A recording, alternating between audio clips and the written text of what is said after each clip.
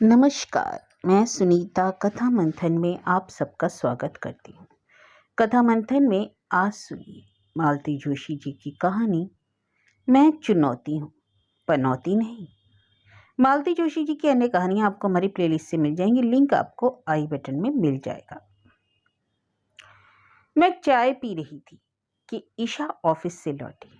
मैं जल्दी आ गई हूँ या तुम लेट चाय पी रही हो? उसने पूछा। तुम तो समय से ही आई हो, यह मेरी तीसरी चाय है। क्यों? ऐसे ही थकान सी लग रही है। चलो तुम फ्रेश हो लो, तब तक तुम्हारे लिए चाय बनाती हूँ। अरे मैं बना लूँगी, तुम बैठी रहो। अब बना ही रही हो तो पापा की भी बना लेना, मैंने उसके लिए प्लेट लगाते हुए कहा। दीदी ने साथ में ढेर सी मिठाई बांध दी थी। कैसी रही शादी? चाय छानते हुए उसने पूछा। सुबह आप लोग आए तब मैं जाने की जल्दी में थी, पूछ नहीं पाई। शादी अच्छी ही रही, रॉयल शादी थी। दोनों भाइयों ने मिलकर पानी की तरह पैसा बहाया था, तो शादी अच्छी ही होनी थी। और सोनाली कैसी लग रही थी? 10,000 के ब्राइडल और 40,000 के लहंगे के साथ कोई भी लड़की सुंदर ही लगेगी। दूल्हा कैसा है? मुझे सोनाली से तो 21 ही लगा, देखने में भी और क्वालिफिकेशन में भी। जीजा जी ने जमकर दहेज दिया है, तभी तो ऐसा हीरे जैसा दामाद जुटा पाए हैं। हाँ, आजकल तो शादी में कुछ करने को होता नहीं है, सारा काम कैटरर्स करते हैं। फिर तुम इतनी थकी सी क्यों लग रही हो?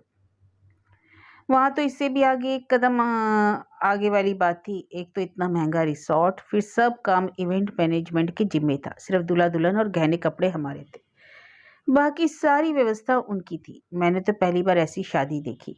फूल मालाएं, बैंड बाजे, पालकी, कहार, घोड़ा, शहनाई, फोटोग्राफर, स्टेज, आतिशबाजी, सब व्यवस्था इवेंट वालों की थी। खाना भी बहुत अच्छा था और नाश्ता भी हर बार नया था, अलग अलग प्रांतों का था। आखिरी शादी थी ना, जिया जी ने दिल खोलकर पैसा खर्च किया था।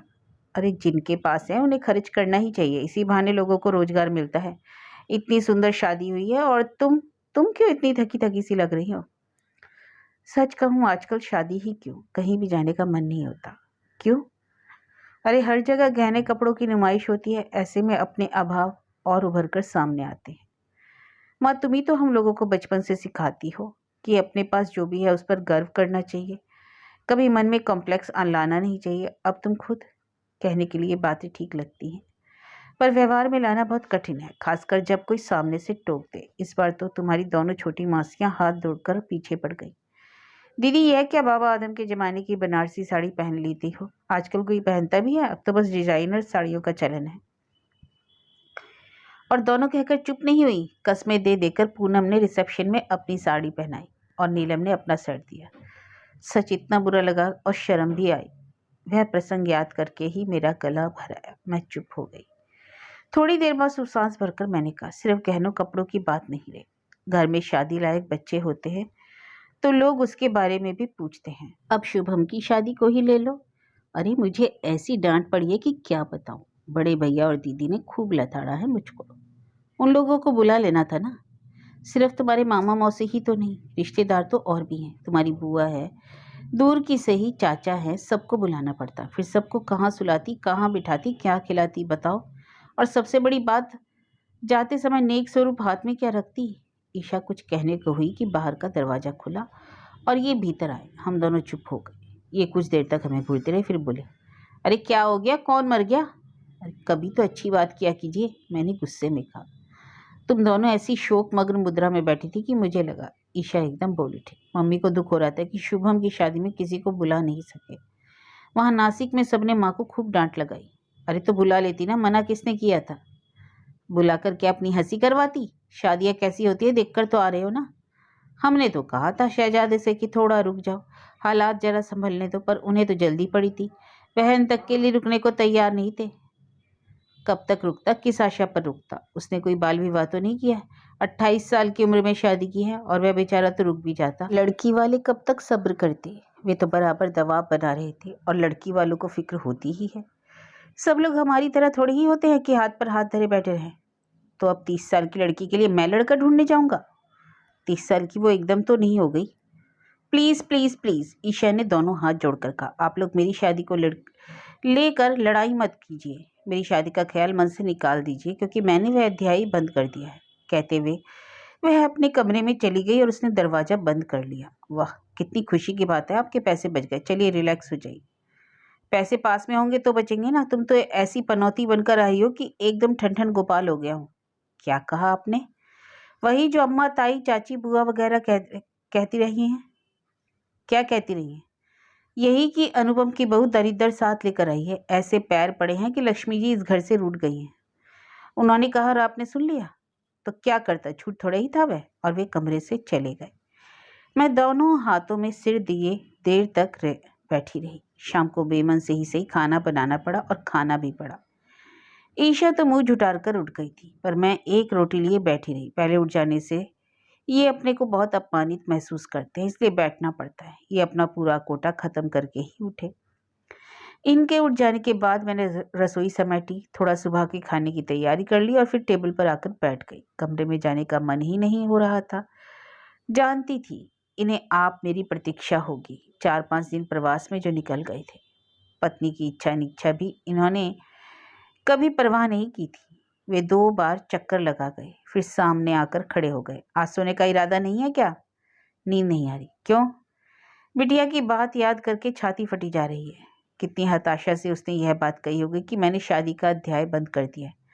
इकलौते भाई की शादी देख ली होगी ना, कैसी भिकमंगों की सी शादी हुई है। वह तो भला हो शुभम के ससुराल वालों का, जो एक रिसेप्शन दे दिया। कम से कम अपने 4 लोगों को बुलाकर वहां खिला तो सके, नहीं तो अपनी तो कोई औकात ही नहीं थी। अब जो भी राग अलापना है कमरे में चलकर आलापो, लड़की सुन लेगी। घर है कि कबूतर खाना, एक कमरे में सांस लो तो दूसरे में सुनाई देती है। मजबूरन उठना ही पड़ा। बिटिया की बात से भी अधिक ज्यादा मैं दुखी थी उसके पापा की बातों से। वह पनौती शब्द कानों में हथौड़े की तरह बज रहा था। ऐसा भी नहीं कि यह शब्द मैंने पहली बार सुना हो। परिवार का महिला मेडल पीस पीछे ही सही कई बार मुझे इस विशेषण से नवाज चुका है। इस बार इन्होंने आज तक कभी मुझे इस तरह कोसा नहीं था, पर इस आंतरिकता के साथ उन्होंने यह बात कही। उससे लगा कि यह बात उनके मन में अरसे से घुमड़ रही थी, आज बाहर आई है। क्या उन्हें यह याद नहीं रहा कि पिछले 6-7 वर्षों से मैं और ईशा इस घर को ओट रहे हैं?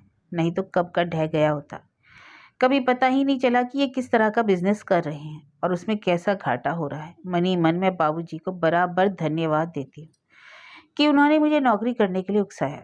कहते, तुम चाहे लखपति हो या करोड़पति, तुम्हें नौकरी करनी है, नहीं तो तुम्हारी विद्या में जंग लग जाएगी, तुम्हारा आत्मविश्वास टूट जाएगा। तुम किटी पार्टीज के लिए नहीं बनी हो।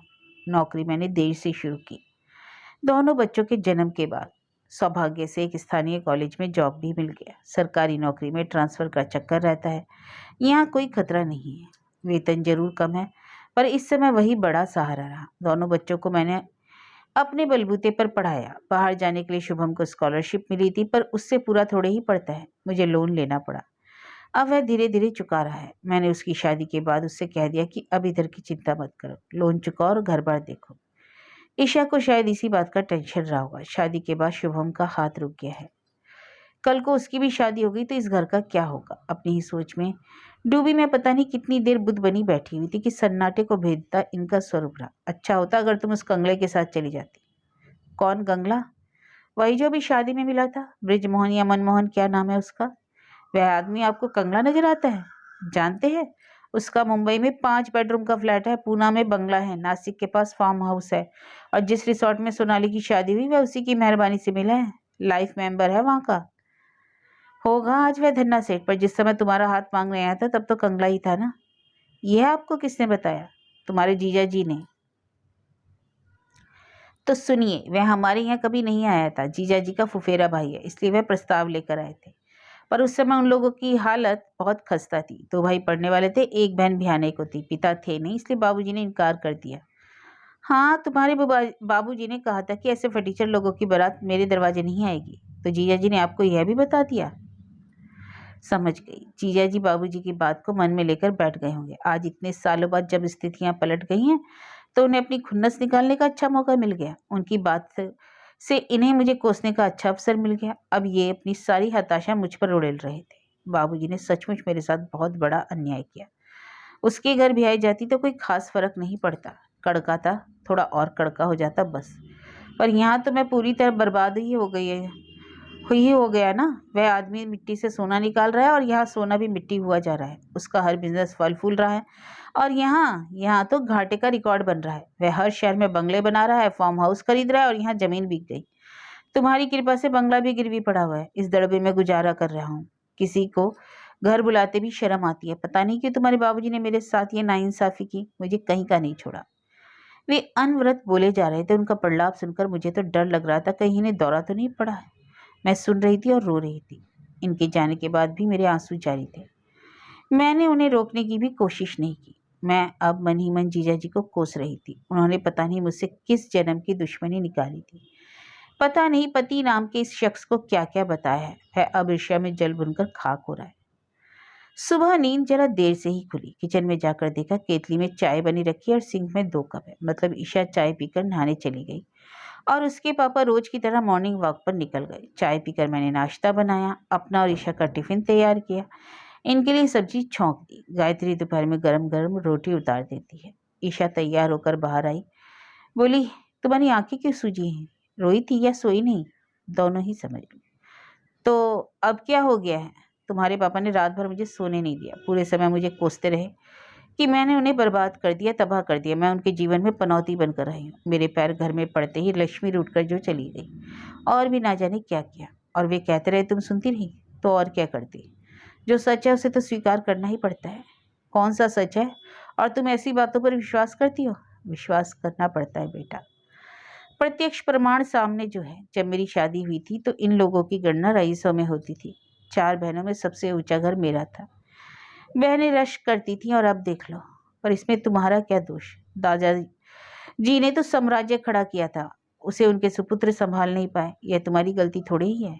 यह 21वीं सदी है मम्मा। ऐसे दकियान उसी ढंग से मत सोचो। तुम चुपचाप सुन लेती हो, इसलिए सामने वाले का हौसला बढ़ जाता है। अपनी नाकामयाबियों के लिए वे तुम्हें जिम्मेदार ठहरा रहे हैं। इस इल्जाम का जवाब दो और जवाब मांगो। ईशा नाश्ता समाप्त कर उठ ही रही थी कि उसके पिताश्री आ गए। मैंने उनका भी नाश्ता लगा दिया। उनके टेबल पर आते ही ईशा बोली, पापा आपने मम्मी की आंखें देखी? हाँ रोज देखता हूँ। नहीं आज देखिए, गौर से देखिए, सूजी हुई है। मम्मी रात भर रोती रही हैं। तो क्या आपने उन्हें रुलाया? पापा आप ऐसा क्यों कर रहे हैं? अपना फ्रस्ट्रेशन मम्मी पर क्यों उतार रहे हैं? अपनी असफलताओं के लिए उन्हें क्यों दोष दे रहे हैं? इनका चेहरा एकदम लाल हो गया। बाप से बात करने का यह तरीका होता है? बाप से कैसे बात की जाती है ये जानने का कभी मौका ही नहीं मिला। आपसे तो कभी संवाद ही नहीं था। जब से होश संभाला सामने मम्मी को ही देखा है। हम बीमार होते थे तो वही डॉक्टर के पास दौड़ी जाती। हमारी एडमिशन्स के लिए स्कूल स्कूल भटकती। हमारी ट्यूशन्स के लिए उन्होंने कोचिंग के दरवाजे खटखटाए। हमारी प्रोग्रेस बुक में ही वे ही साइन करती थी। पेरेंट्स टीचर मीटिंग में भी अटेंड करती थी। यहाँ तक कि शुभम को कॉलेज हॉस्टल छोड़ने मम्मी जबलपुर गई थी। आप तो पिक्चर में कहीं नहीं थे। मैं डर गई। यह लड़की क्या कर रही है? क्यों इनसे पंगा ले रही है? भड़क गए तो खैर नहीं। आश्चर्य, वे भड़के नहीं। बड़ी विद्रूप सी हंसी हंसे और कसैले सुर में बोले, अच्छा इतनी स्मार्ट है तुम्हारी मम्मी, तो तुम्हारी शादी क्यों नहीं हुई अब तक? 30 साल की उम्र तक अनबिहाई क्यों बैठी रही? मैं तिलमिला उठी। यह शादी बीच में कहाँ से आ गई? जले पर नमक छिड़कना अच्छी बात है, पर ईशा ने बिल्कुल भी बुरा नहीं माना। एक एक शब्द पर जोर देते हुए शांत स्वर में बोली, वह इसलिए पापा कि हिंदुस्तान में लड़के वाले चाहते कि लड़की का बाप अगर जिंदा हो तो वही आकर बात करे। बदतमीज लड़की! एकदम भड़क उठे। नाश्ते की प्लेट परे फेंक कर वे एकदम खड़े हो गए। वे ईशा की ओर झपटे ही थे कि मैंने उनका हाथ थाम लिया। क्या कर रहे हैं? जवान लड़की पर हाथ उठा रहे हैं? करने दो मम्मी, बाप होने का कुछ तो फर्ज अदा करने दो। निकल जा मेरे घर से अभी, इसी वक्त दफा हो जा। वे जोर से चीखे। मैंने हाथ पकड़ रखा था, इसलिए चीखने के सिवा और कुछ नहीं कर पाए। ईशा ने शांत भाव से कुर्सी की पीठ पर रखा, अपना पर्स उठाया और बाय मम्मी कहते हुए चल पड़ी। मैं जैसे तंद्रा से जागी। बेटा टिफिन लेकर उसके पीछे पीछे गई। तब तक अपनी एक्टिवा पर बैठकर फुर हो चुकी थी। मैं पत्थर बनी दरवाजे पर कुछ देर खड़ी रही, फिर कुर्सी पर आकर बैठ गई। रात के रुके हुए आंसू फिर एक बार बहने लगे। कुछ देर बाद ये सामने आकर खड़े हो गए। इतना मातम करने की जरूरत नहीं, कमाऊ लड़की है, कैंटीन में खा लेगी। इतना गुस्सा आया मुझे, यह आदमी है कि पत्थर? कोई भी व्यक्ति इतना संवेदन शून्य कैसे हो सकता है? उस व्यक्ति के प्रति एकदम इतना तिरस्कार जागा मन में कि बात करने की इच्छा नहीं हुई। तैयार होकर जब निकली तो रोज की तरह उनसे यह भी नहीं कहा कि निकल रही हूँ, आप खाना खा लेना। आधे रास्ते में याद आया कि टिफिन भूल आई। कॉलेज पहुंचकर गायत्री को फोन कर दिया कि दोनों टिफिन खाली करके खाना फ्रिज में रख देना। अच्छा था कि शनिवार था, बच्चों की छुट्टी थी तो पढ़ाने का टेंशन नहीं था।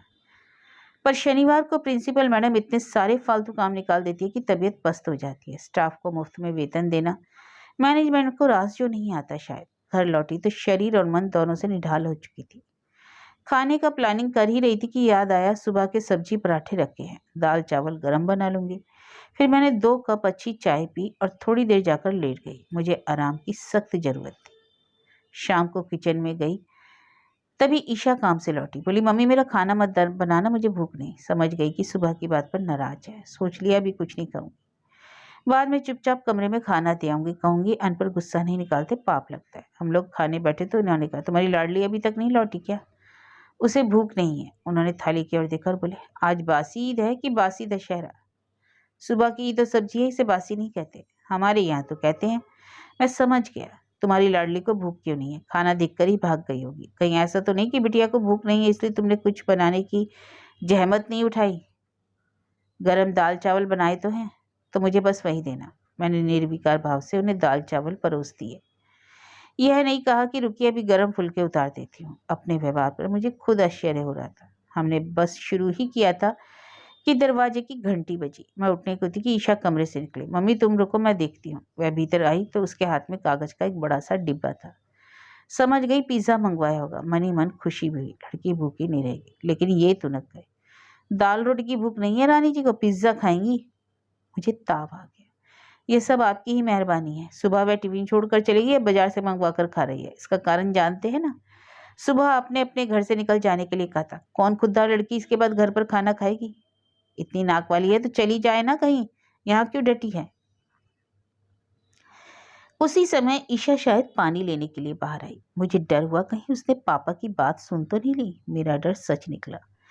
फ्रिज में से बोतल निकालकर वह टेबल के सामने आ खड़ी हुई और बोली, चिंता मत कीजिए पापा, जल्दी ही चली जाऊंगी। पर वो क्या है ना कि मकान हॉट बाजार में नहीं मिलते, ढूंढने पड़ते हैं। ढंग का मकान मिलते ही आपका घर खाली कर दूंगी, इत्मीनान रखिए। तभी वह कमरे में चली गई और दरवाजा बंद कर लिया।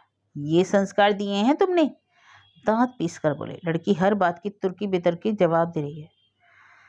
जवान लड़की को घर से निकालना कौन से संस्कारों में आता है? अब तुम मुझे संस्कार सिखाओगी? ये थाली सरकाकर उठ खड़े हुए और सीधे अपने कमरे में चले गए। और कोई दिन होता तो मैं भी रोते कलपते उठ जाती, उन्हें मनाकर थाली पर ले आती, मनोहार करके खिलाती। पर मैंने आज ऐसा कुछ नहीं किया। मैं मजे से बैठकर खाना खाती रही। मुझे सचमुच जोरों की भूख लगाई थी। कल रात कलह कलेश के मारे ठीक से खाया नहीं गया था और आज तो दिन भर उपवास हो गया था। मुझे इतना गुस्सा आ रहा था, एक तो सुबह से शाम तक घर में कॉलेज में खड़े रहो, फिर ऐन खाने के समय यहाँ नौटंकी। चिढ़ आ रही थी मुझे। मैंने आराम से खाना खाया, इत्मीनान से रसोई समेटी, एक बार बिटिया के कमरे में झांक लिया, 20 मिनट टीवी देखा, फिर कमरे में प्रवेश किया। अपनी तरफ का बेड कवर हटाकर ये लेट गए थे। पूरा लबादा मेरी तरफ वाले हिस्से पर पड़ा था। उसे तहाते हुए मैंने कहा, बेड कवर हटाने में कितनी देर लगती? पर लोगों से वह भी नहीं होता। तो क्या अब मैं तुम्हारा बिस्तर लगाऊंगा? ये तुम नहीं, आप यह छोटा काम क्यों करेंगे? आप तो राजकुमार हैं। वे क्या कहते हैं ना, बिगड़े बिदके दिल शहजादे। क्या कहा? कुछ नहीं, आप सो जाइए, मुझे नींद आ रही है। बाबूजी की याद आ रही थी, बल्कि उन पर गुस्सा आ रहा था। कल आप उन्हें कोस रहे थे, आज मैं कोस रही हूँ। ब्रजमहल का रिश्ता क्यों लौटा दिया उन्होंने? आज वहां होती तो राज करती। सच आपने उसकी बीवी को देखा था? उफ, क्या ठाठ थे, क्या जलवा। हर फंक्शन पर साड़ियां तो खैर सभी बदल रही थी, पर ये मेम साहब हर साड़ी के साथ मैचिंग ज्वेलरी, पर्स और सैंडल भी बदल रही थी। एक आया हमेशा साथ रहती थी, टेर में उसके कपड़े सेट वगैरह रख कर लाई थी। बालों में फूल टांगती थी, सैंडल के स्टेप्स तक बांधती थी। बिल्कुल रानी महारानी के से ठाठ थे उसके। और एक हम है जो सुबह से शाम तक खट रहे हैं, थैंकनेस जॉब। वह महिला रानी महारानी का सौभाग्य लेकर आई है, तभी तो उसे भी राजा बना दिया। तुम उस घर जाती तो रानी क्या नौकरानियों से भी बदतर हालत होती। वह बेचारा कड़का तो था ही, तुम्हारी कृपा से और कड़का हो जाता। पर कम से कम अपनी अकर्मण्यता का ठीकरा तो मेरे सिर ना फोड़ता। वे एकदम उठकर बैठ गए। क्या कहा तुमने? वही जो कल ईशा ने सौम्य शब्दों में कहा था। तुम्हें जरा शर्म नहीं आती? शर्म, संकोच, लिहाज, ये शब्द तो इस घर से विदा हो ही चुके हैं। ना आपको पत्नी को कोसते शर्म आती है, ना बेटी को घर से निकालते संकोच होता है, ना बेटी बाप का लिहाज कर रही है। तो मैं अकेली ही सभ्यता का मुखौटा क्यों लगाए रखूं? मुझे भी अपनी बात कहने का हक होना चाहिए, और अपनी बात मैं कहकर रहूंगी। कौन सी बात? उन्होंने गुर्राकर पूछना चाहा, पर आवाज में वह दमखम नहीं था। मेरे इस अप्रत्याशित व्यवहार से वे चकित थे, विस्मय थे। ईशा ने ठीक ही कहा था, चुपचाप सब सुन लेती, इसलिए सामने वाले का हौसला बढ़ता है। जवाब देना सीखो, जवाब दो और जवाब मांगो। उसकी बात में सचमुच दम था। तो अब सुनिए, मैंने शुरू किया। आपकी माता जी का कहना था मैं अपने साथ दलिद्दर लेकर आई। शायद आप भी उस राय से इत्तेफाक रखते हैं। मैं आपको बता दूं, मैं दलिद्दर नहीं, 15 तोला सोना और 32 साल पहले वाले 50,000 लेकर आई थी। आज उसका हिसाब मांगू तो क्या दे सकेंगे? वह मेरा स्त्री धन था, कानूनन उस पर मेरा हक था, पर उन 50,000 में से 50 रुपए भी किसी ने मेरे हाथ पर नहीं रखे। 15 तोला सोना कहाँ ठिकाने लग गया, पता ही नहीं चला। अभी शुभम की शादी में बहू के लिए मुझे मंगलसूत्र खरीदना पड़ा। मेरी उतनी सामर्थ्य नहीं थी। ईशा ने मेरी मदद की। आप तो विरोध की मुद्रा में तने बैठे रहे ताकि कुछ देना ना पड़े।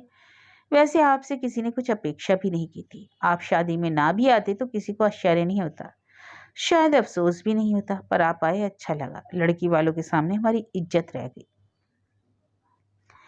मेरे दहेज वाली बात तो खैर इतिहास हो गई, हम वर्तमान की बात कर लें। मैं इतने सालों से नौकरी कर रही हूँ, सारी कमाई घर में या बच्चों पर ही खर्च होती रही। अपने लिए कभी ढंग की एक साड़ी भी खरीद नहीं पाई। मैं शिकायत नहीं कर रही हूँ, हकीकत बयान कर रही हूँ। शिकायत करने की मुझे आदत नहीं। मैं भी संपन्न घर से आई हूँ, अभावों की मुझे भी आशा नहीं थी, पर मैंने परिस्थिति से समझौता कर लिया। चेहरे पर शिकन नहीं आने दी। अपने घर और बच्चों के लिए जो कुछ बन पड़ा किया, कर रही हूँ। मैंने कभी नहीं चाहा इसके लिए कोई कृतज्ञता ज्ञापन करे या धन्यवाद प्रस्ताव पारित हो, पर कम से कम मुझे पनौती जैसे विशेषणों से तो ना नवाजा जाए। This is too much. ये मुंह बाए मुझे देखते ही रह गए। ऐसे धारा प्रवाह भाषण की उन्होंने मुझसे अपेक्षा नहीं की होगी। उन्हें क्या खुद मुझे अपने पर आश्चर्य हो रहा था। एक साथ इतना बोलने के कारण थकान तो हो आई थी, पर बहुत हल्का लग रहा था। पता नहीं कितने दिनों से कितनी बातें मन पर बोझ बनी हुई थी, एक साथ बाहर निकल गई, अच्छा लगा। सुबह रोज की तरह आँख खुल गई। हाथ मुंह धोकर आई तो याद आया आज तो रविवार है। फिर लेट गई। बगल से आवाज आई, आज चाय वाय नहीं मिलेगी क्या? मॉर्निंग वॉक पर जाने से पहले इन्हें चाय जरूर चाहिए। अभी थोड़ी देर में बनाती हूँ, मैंने कहा और चादर सिर तक ओढ़ ली। दोबारा सोने का कोई इरादा नहीं था, पर नींद लग गई। पता नहीं कितनी देर सोती रही। दरवाजा खटखटाने की आवाज से नींद टूटी। उठकर देखा बाहर का नहीं, कोई बेडरूम का दरवाजा खटखटा रहा है। कौन है? मैं हूँ, ईशा। तो दरवाजा क्यों तोड़ रही हो? भीतर आ जाओ। उसने धीरे से दरवाजा खोला, अंदर आ गई। इधर उधर देखते हुए उसने पूछा, तुम्हारी तबीयत तो ठीक है ना? क्यों, मेरी तबीयत को क्या हुआ? इतनी देर तक तो कभी सोती नहीं, इसलिए पूछे। संडे मना रही थी। फिर उस पर एक नज़र डालते हुए, और तुम सुबह सुबह तैयार होकर कहाँ जा रही हो? सुबह नहीं मम्मी जी, 10 बज रहे हैं। फिर वह एक स्टूल खींचकर मेरे सामने बैठ गई। दरअसल मैं रत्ना के यहाँ शिफ्ट हो रही हूँ, अभी तो सिर्फ कपड़े लेकर जा रही हूँ। घर मिल जाएगा तब बाकी सामान ले जाऊंगी। तुम मेरे लिए किचन का एक सेट तैयार कर देना। ये एकदम उठ बैठे। इतनी इतनी खुद मुख्तार हो गई हो तुम? किसी से पूछने की जरूरत नहीं समझी? पूछने की जरूरत क्या पापा, आप ही ने तो कल घर से निकल जाने का हुक्म दिया था। पापा उसे सिर्फ घूरते रह गए। क्या बोलते? कैसे जा रही हो? मैंने पूछा। टैक्सी से। तुम लोगों के उठने की राह देख रही थी, अब बुक कर देती हूँ।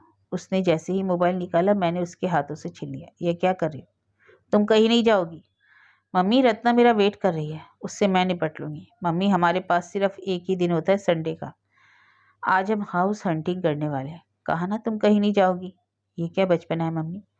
बचपना मैं नहीं, तुम कर रही हो, तुम्हारे पिता कर रहे हैं। मेरी बात ध्यान से सुनो। यह घर मेरा है, छोटा सही, किराए का सही, पर मेरा है। इस घर में किसी को निकालने का हक सिर्फ मेरा है, और मैंने तो तुम्हें जाने के लिए नहीं कहा।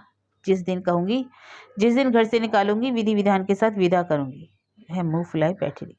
अब जाओ और हम लोगों के लिए चाय बना कर ले आओ। कभी माँ की भी सेवा कर दिया करो, पुण्य लगेगा। वह पैर पटकते हुए चली गई। उसके जाते ये बोले, मकान मालकिन होने का धौंस दिखा रही हो? तो क्या करूं? लड़की को घर छोड़कर जाने दूं ताकि शादी की सारी संभावनाएं ही खत्म हो जाएं? और धौंस जमाने की क्या जरूरत है? मकान मालकिन तो मैं हूं ही। आप बार बार सुनाते हैं कि मेरी वजह से इस दड़बे, इस कबूतर खाने में गुजारा करना पड़ा है, तो इस तरह सोचिए कि मेरी बदौलत छोटा ही सही सिर पर छत तो है। ईशा चाय देकर जाने लगी तो मैंने कहा, रुको, अभी और भी बात करनी है। वह मुंह फुलाकर स्टूल पर बैठ गई। चाय पीकर कप रखते हुए मैंने कहा, अब मेरी बात शांति से सुनो। वह जो कोई भी है उससे कहना कि बिजनेस में लगातार घाटा होने की वजह से पिताजी की मानसिक अवस्था ठीक नहीं है। माँ बात करेंगी तो चलेगा? मुझे पागल करार दे रही हो? ये गुर्रा है। अरे कुछ तो कारण बताना पड़ेगा, नहीं तो लड़की अनब्याही रह जाएगी। हाँ तो बेटा मेरी बात समझ रही हो ना? नहीं मम्मी, मेरी समझ में कुछ नहीं आ रहा, पता नहीं किसके बारे में क्या करे हूँ। बेटा माँ हूँ तुम्हारी, तो मैं आईने की तरह साफ पढ़ सकती हूँ। उस दिन तुमने पापा के सामने कहा था ना, लड़के वाले चाहते हैं कि लड़की का बाप आकर बात करे। जिस तड़प के साथ तुमने यह बात कही थी, मैं तभी समझ गई थी कहीं कोई है। तो बेटा अब उस शख्स को जल्दी से घर बुला लो। घर ना बुलाना चाहो तो हम रत्ना के यहाँ मिल लेंगे, नहीं तो किसी होटल में मीटिंग रख लेते हैं। मम्मी मैंने कहा था ना, वह अध्याय बंद कर दिया। हाँ कहा था, पर यह तुम नहीं, तुम्हारी हताशा बोल रही थी। छोटे भाई की शादी पहले हो जाने से शायद तुम डिप्रेशन में आ गई, पर इतना हताश होने की जरूरत नहीं। 30 की उम्र कोई ज़्यादा नहीं होती, आजकल आम शादियां इस उम्र में होती हैं। हमारा 18-20 साल वाला जमाना गया, हाँ, पर अब इससे ज़्यादा देर नहीं होनी चाहिए। तुम्हारे पापा ने चैलेंज दिया था ना, मम्मी अगर इतनी स्मार्ट है तो तुम्हारी शादी क्यों नहीं हो सकी? तो हम अब उस चैलेंज को स्वीकार करते हैं और जल्दी से जल्दी तुम्हारे हाथ पीले करते हैं। अब जाओ और सामान वापस कमरे में रखो, मैं अभी नाश्ता बनाती हूँ, फिर चाहे तो संडे मनाने के लिए रत्ना के यहाँ चली जाना। हाँ और यह लो अपना फ़ोन रखो। मुझे तो एकदम हाशिए पर डाल दिया। तुमने शायद पागल साबित करके ही दम लोगी। वह काम तो आप खुद ही कर रहे हैं। मतलब पता नहीं कब कितने साल पहले जीजा जी मेरे लिए एक प्रस्ताव लाए थे, जिसे बाबूजी ने नकार दिया। जीजा जी उस बात को मन में लेकर बैठ गए। अब इतने सालों बाद उन्हें मौका मिला, उन्होंने अपनी सारी खुन्नस निकाली, अपना अपमान भुना लिया, और आप जैसा सॉफ्ट टारगेट जो उन्हें मिल गया था, और उस बहाने आपको भी सारी हताशा मुझ पर उड़ेलने का बहाना मिल गया। पिछले 3 दिनों से आप यही तो कर रहे हैं, यह पागलपन नहीं तो और क्या है? श्रीमान जी, जो दुर्बल है और कमजोर होते हैं वही अपने आप को ढांपने के लिए ऐसे बहाने ढूंढा करते हैं। जिनके पास पुरुषार्थ होता है वे भाग्य को कोसते नहीं हैं, भाग्य से 2-2 हाथ करते हैं, अपने दमखम से पहाड़ काट कर रास्ता बना लेते हैं। एकाएक कमरे में मेरा दम सा घुटने लगा। मैं बाहर निकल आई। ईशा कुर्सी पर बैठी पेपर पढ़ रही थी। क्या लेक्चर दे रही थी? उसने पूछा। दबी हुई राख को कुरेद रही थी, शायद कोई चिंगारी मिल जाए जो आग पकड़ ले। वह हंस दी। मुझे वे शोलों को हवा देने की कोशिश मत करना, जाओ चलकर नहा लो। मैंने नाश्ता ऑर्डर किया है। मैंने उसे गौर से देखा। एक अरसे बाद उसका चेहरा तनाव रहित नजर आया, तनाव रहित और खिला खिला सा। मैंने तो अंधेरे में तीर चलाया था, पर सचमुच कहीं कोई था जरूर।